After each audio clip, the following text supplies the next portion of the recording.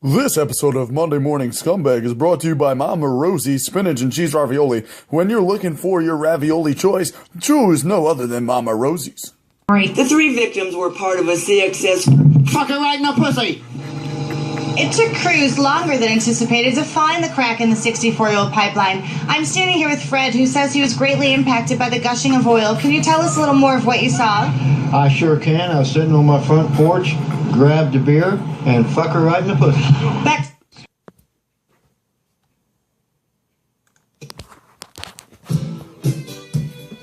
All right, everybody. Week 3 of the Monday Morning Scumbag Show.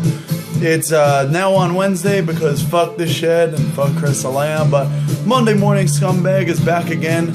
Now for the Week 3 review, preview, all stats and analysis. The Scumbag outfit of the week is a dirty white t-shirt, wrinkled and stained, tucked in to Jets pajama pants. So without further ado, thanks for watching another episode, and let's get straight to your reviews.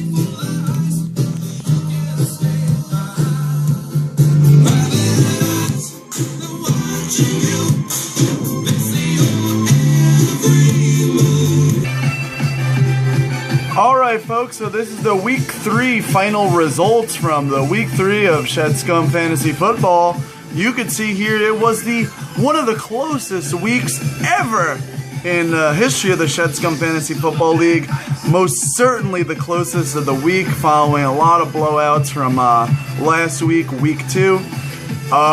You could see the games were very close here. Pretty much all but 2 games really were over before Monday. Now we let's take a quicker look at both of I'm sorry, I'm a little tired today. Let's take a quicker look at all of them, a closer look at all of them. God damn it, I'm not doing this show anymore if I can't fucking speak.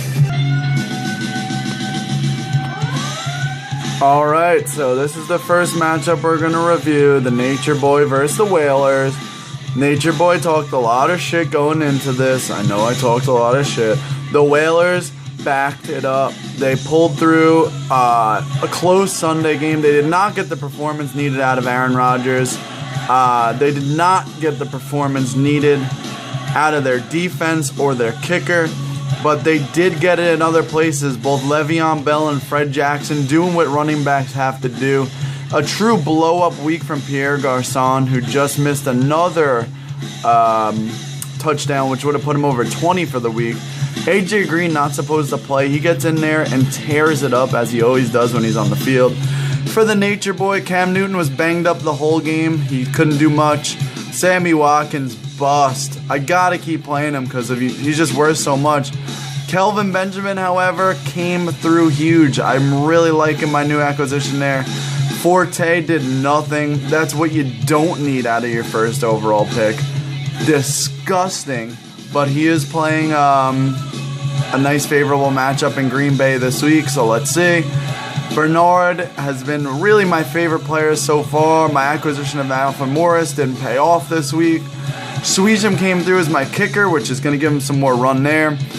And Gates, that's not going to cut it. Hopefully you can do more against Jacksonville. Congratulations to the Whalers. I apologize for the disrespect I've shown. And quite frankly, if I don't beat Fudge next week, who's defeated, not undefeated, defeated, I can hang in my fantasy hopes this year. I know this song sucks, but I played it last week. Thunder Pussy hasn't lost since. He is up there as a first place player. He took out the second to last place player this week. This week went as exactly as it should have for Ray, who came through huge. Drew Brees, Manuel Sanders, DeMarco Murray again, Terrence West, Greg Olsen, Chris Ivory, Bailey, the Colts defense. Unbelievable. Every player but Larry Fitzgerald broke their projection. Drew Brees didn't, but that's close enough. I have to say, Ray, you did a great job drafting. You did a great job this week. Fudge, however, your team is not looking too good. I know you're playing me next week, but Your receivers just aren't getting it done for you. Keenan Allen, 17 reception yards. He was one of the best receivers last year. Floyd from Arizona, he's not going to play this week. I'm sorry, he played this week. Got a bunch of reception yards, but didn't get in the end zone. Shady McCoy banged up. Bradshaw, however, I have to give you props there. He did come through this year so far as a top 10 running back, so good job there.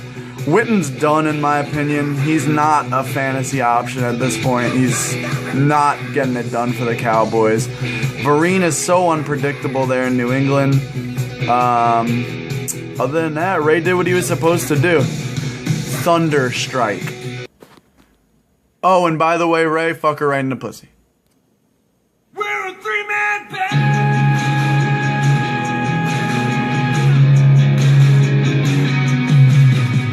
Taylor, 3-0, second place just by points behind Thunder Pussy. You've been killing it this year.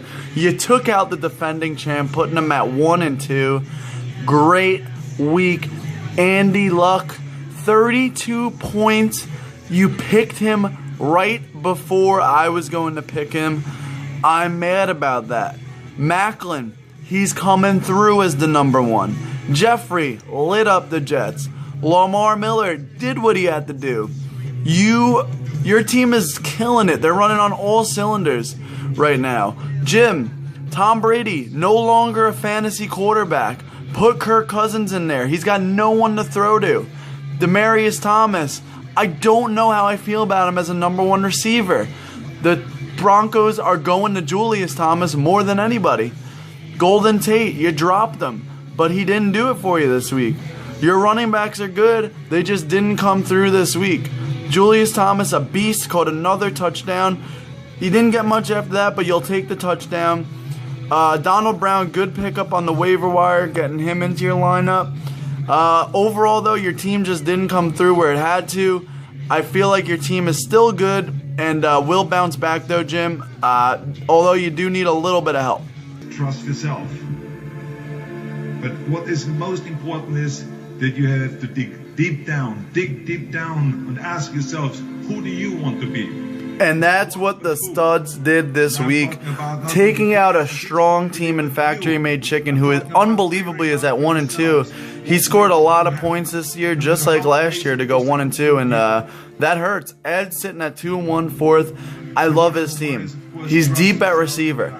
He's got some running backs that you need. He's got Steve Smith, who is coming through every single week. The Carolina defense laid an egg, but Ed bounced back from it, outscored Factory Made Chicken on an off week. Brandon Marshall didn't do anything. He was double teamed all game. Rory, I thought you were going to come back. I really, really did think you were coming back in this game with Jay Cutler to go. He did. Cutler had a decent game, but he didn't do as much as he should have. But good win this week for the Studs. Baggers. Nigga need that quiet now. Baggers. Make him up with the bacon soda. Baggers. You know where I'm at, though. I'm riding down Elvis Presley Boulevard. Baggers pulled it off. Oh my God, the second best game of the week. Tom, you came through with your team. They did just too little. Jordan Cameron, Randall Cobb, if they had any semblance of a game, you would have won.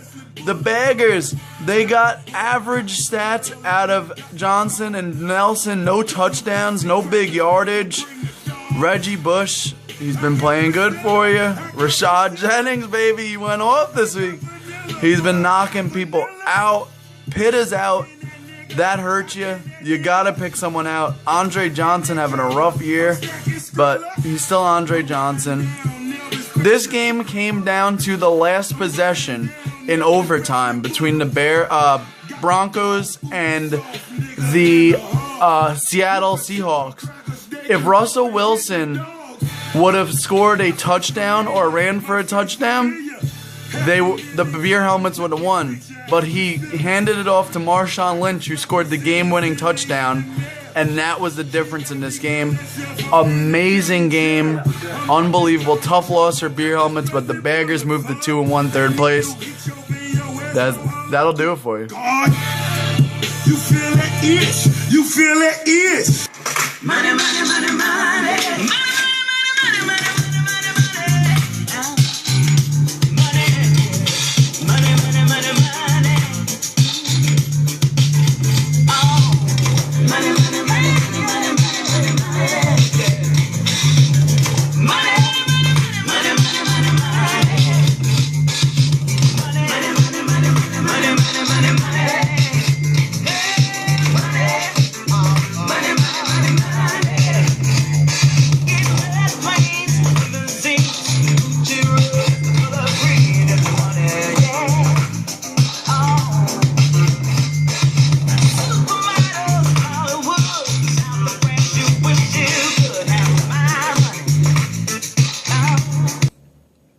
Alright, and ending up the show is the Scumbag play of the week. Quite frankly, it was obvious. He goes down there thanks to Stephen Tulloch, only 162 yards passing. But then Tulloch's celebration hurts his knee, and he was done for the day. You can't do that. No, you can't. That is how you make an asshole out of yourself on live television, national television. 162 yards passing. Let's hear it again. Tulloch's celebration hurts his knee, and he was done for the day. You can't do that. No, you can't. Stephen Tulloch, Scumbag play of the week. Possibly the dumbest play ever, but you know what? It happened so quick, that sucks for him. Thanks again for watching week 3 Scumbag review. Money shot, did it. Storyline of week 3. Money shot.